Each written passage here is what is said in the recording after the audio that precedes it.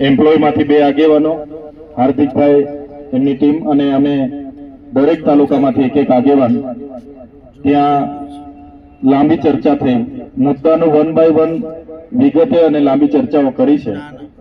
એટલે જે અંદરની ચર્ચાઓ થઈ છે એ તમારી વચ્ચે અમે મૂકીએ છીએ। મેનેજમેન્ટ દ્વારા પોઝિટિવ રીતે આપણને સાંભળ્યા છે, એક એક મુદ્દા પર એમણે જવાબો પણ આપ્યા છે અને એમનાથી જેટલું થઈ શકે એ એમના મર્યાદામાં રહીને એમણે આપણને જાણ પણ કરી છે કે ભાઈ અમારી મર્યાદા આટલી છે, આટલે સુધી અમે કરવા માંગીએ છીએ। અને એમણે છેલ્લે આપણને અપેક્ષા પણ આપણા પર રાખી છે કે જેટલા પણ અમે કહીએ છીએ તમે બહાર જઈને વાત મૂકજો અને વાત તમામ કર્મચારીઓ અમારા છે, કામે લાગી, એવી પણ એમણે અપેક્ષાઓ આપણા પર રાખી છે। તો પહેલા જે તમારો પ્રશ્ન હતો ટ્રાન્સપોર્ટેશનનો, કહેવાનું તમારું હતું, આપણે હાર્દિકભાઈએ જે પ્રકારે મને રજૂઆત કરી હતી કે ભાઈ કોઈ કોસંબાથી આવે છે એના પણ 1500 કપાય છે, કોઈ ઝંખવાડથી આવે છે એના પણ 1500 કપાય છે। ત્યારે કોણ ક્યાંથી આવે છે એ પ્રકારે એ નક્કી કરશે એ લોકો કે ભાઈ ઝંખવાડના કેટલા છે, કામરેજના કેટલા છે, ને એના કિલોમીટર પ્રમાણે આવનારા દિવસોમાં વિભાગો પાડવામાં આવશે કે ભાઈ 10 કિલોમીટર છે, 20 કિલોમીટર છે, 30 કિલોમીટરના છે, અને એ પ્રકારે તમારા પર ભાડું લેશે એ લોકો। ને ભાડાની સિસ્ટમ તો તમને ખબર છે, 60% કંપની આપે છે અને 40% તમારા સેલેરીમાંથી કપાય છે। ત્યારે એમણે કીધું, અમે કીધું કે ભાઈ સેલેરીમાં ભાડું કપાય, બધું કપાતા એમના હાથમાં કંઈ આવતું નથી। ત્યારે એમણે અમારા બધાની રજૂઆત અને અમારા બધાના આગ્રહને માન રાખીને ભાડામાં 10%ની તમને રાહત આપી છે। માનો કે કોઈનો 1000 રૂપિયા ભાડું કપાતું હશે તો એમાં 900 જ રૂપિયા, 10% રાહત એટલે કે વાર્ષિક 900 જ રૂપિયા ભાડું કપાય એવી એમને એક રાહત આપી છે। બીજી તમારી રજૂઆત કેન્ટીનને લઈને હતી કે ભાઈ કેન્ટીનમાં અમે જઈએ એટલે અડધો કલાકનો જ અમને સમય આપે છે, તો એમની સાથે ડિસ્કસ કરતા અડધા કલાક જે 30 મિનિટ થાય છે એના કરતા એમણે 10 મિનિટ આપણને વધારે આપી છે કે ભાઈ તમે 40 મિનિટ કેન્ટીનમાં આવી અને તમે શાંતિથી જમી શકો છો। એમાં જ કેન્ટીનની તમારી બીજી રજૂઆત હતી કે ભાઈ પાવ ભાજી છે, આ છે, તે છે, ચીલા ચાલુ વસ્તુ અમને પીરસવામાં આવે છે, મેનુ પ્રમાણે અમને મળતું નથી। ત્યારે એમને અમે સ્પષ્ટ કહી દીધું છે અને એમના કોન્ટ્રાક્ટરને પણ એ લોકો કહી દેશે કે તમને દાળ, ભાત, શાક, રોટલી અને પાપડ કચુંબર મળે એની માટે પણ અમે રજૂઆત કરી છે અને એ લોકોએ માન્ય રાખી છે કે જે હમણાં નવી કેન્ટીન ચાલુ થવાની છે તેમાં તમને એક ટાઈમ દાળ, ભાત, શાક, રોટલી, પાપડ અને કચુંબર મળશે। અને એમાં પણ આપણે કીધું કે ભાઈ થોડું મોંઘું પડે છે, થોડું રાહત કરો તમે।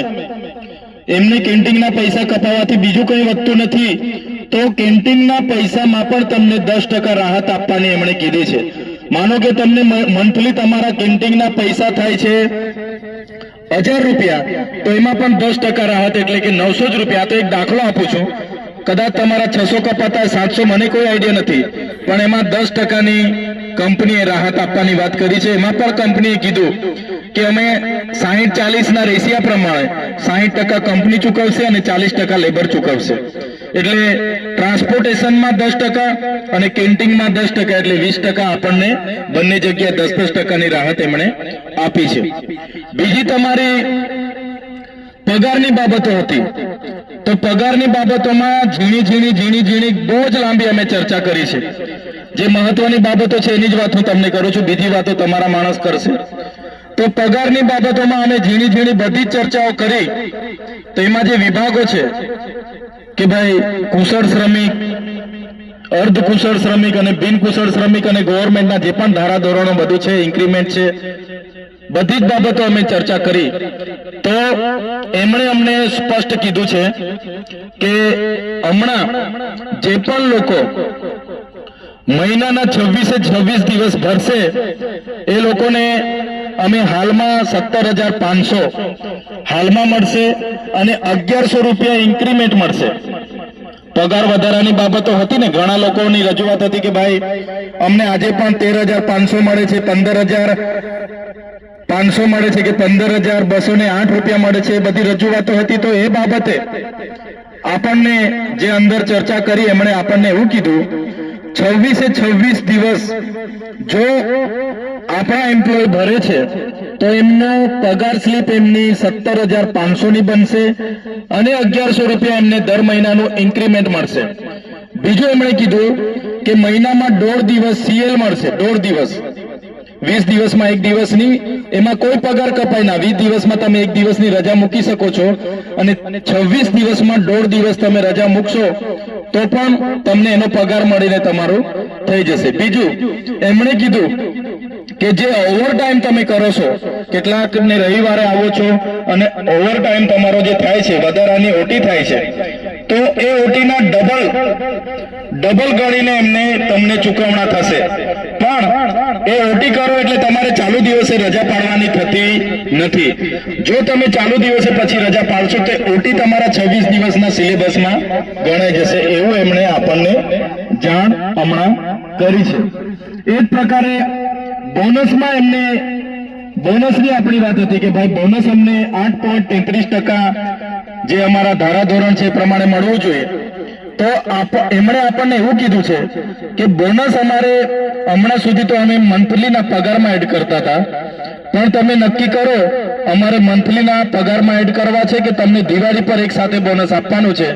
એ એમણે અમને પૂછેલું છે. તો તમે હાર્દિકભાઈને જણાવશો કે ભાઈ આપણે મહિને એડ થાય છે એમ જ રાખો તો એમ જ રહેશે, અને તમારે જો વર્ષે એક જ વાર બોનસ લેવાનો હશે દિવાળી પર તો એ બોનસ તમને એક જ વાર દિવાળી પર જે પણ મળવાનું પાત્ર થશે 8.33% રૂપે એ તમને મળશે. કે ભાઈ તમે હમણાં પગાર અમારા લોકોને વધારી આપો. પગાર આટલામાં પોસાતો નથી, મોંઘવારી છે, દૂર દૂરથી આવે છે, કપાઈ છે, આ છે, તે છે, બધી જ પ્રકારની બધા જ લોકોએ વારા પરથી રજૂઆત કરી. તો એમને થોડા નીતિ વિષયક નિયમો અમને બતાવ્યા, સરકારશ્રીના પરિપત્રો અમને બતાવ્યા. એટલે એમણે આપણને ચોખ્ખું જ કીધું છે કે આપણા જેટલા પણ એમ્પ્લોય છે બધાનું વર્ષ પૂરું નથી થતું. જેવું વર્ષ પૂરું થશે એટલે 1 એપ્રિલથી પગાર વધારો કરી આપવાની એમણે આપણને બાંહેધરી આપી છે. ફિગર આપણને કીધું નથી કે 1 એપ્રિલથી તમારો પગાર કેટલો વધાવીશું, 3500 વધાવીશું, 2200 વધાવીશું કે 5000 વધાવીશું કે 7000 વધાવીશું, એવો ચોક્કસ ફિગર એમણે આપ્યો નથી. પણ એમણે કીધું કે થોડા સમયમાં અમે જણાવીશું. અમારા ડિરેક્ટર બોર્ડ ઓફ ડિરેક્ટરની મીટિંગ થશે, એમાં અમે એપ્રુવલ મૂકીશું અને 1 એપ્રિલ જે નવું વર્ષ શરૂ થશે ત્યારે લગભગ બધાના 1 વર્ષ થઈ જશે. તો તમારો બધાનો અહીંયા બેઠેલાની વાત હું નથી કરતો, આ જે પણ વાત થાય છે તમારા 8500 કર્મચારીઓની જ વાત થાય છે.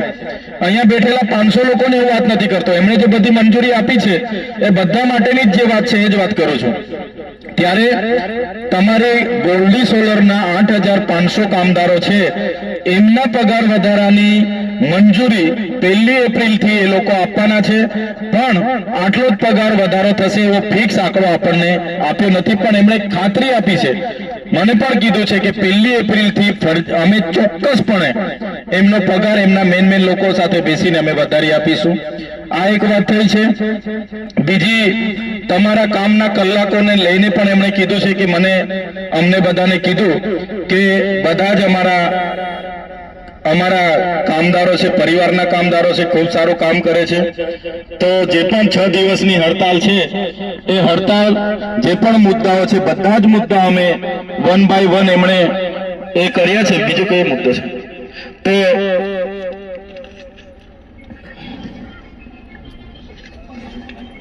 પ્રોવિઝન રેગ્યુલર તમારા એકાઉન્ટમાં જમા થઈ ગયેલું છે. હમણાં એમણે અમને સ્લીપો સાથે બતાવ્યું છે.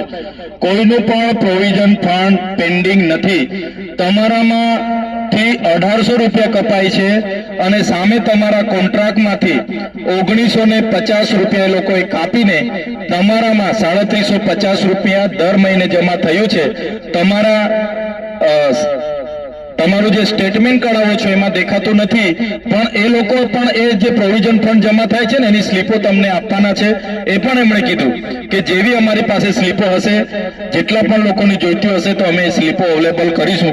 એટલે પ્રોવિઝન ફંડ તમે જે રજૂઆત હતી કે અમારું જમા થાય છે પણ સામેવાળાનું થતું નથી, તો એનું સોલ્યુશન આવી ગયું છે.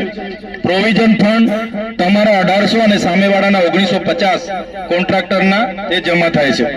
બીજું કે અમે કીધું કે ભાઈ વચ્ચે કોન્ટ્રાક્ટને શું કરવા રાખો છો? તમે ડાયરેક્ટ કંપનીના એમ્પ્લોય બનાવી દો. આ બધાને 8500 જેટલા પણ કર્મચારીઓ છે બધાને તમે ડાયરેક્ટ કંપનીના એમ્પ્લોય બનાવી દો. તો એમણે અમને એવું કીધું છે એકી સાથે 8500 ને અમારાથી નહીં બનાવી શકાય.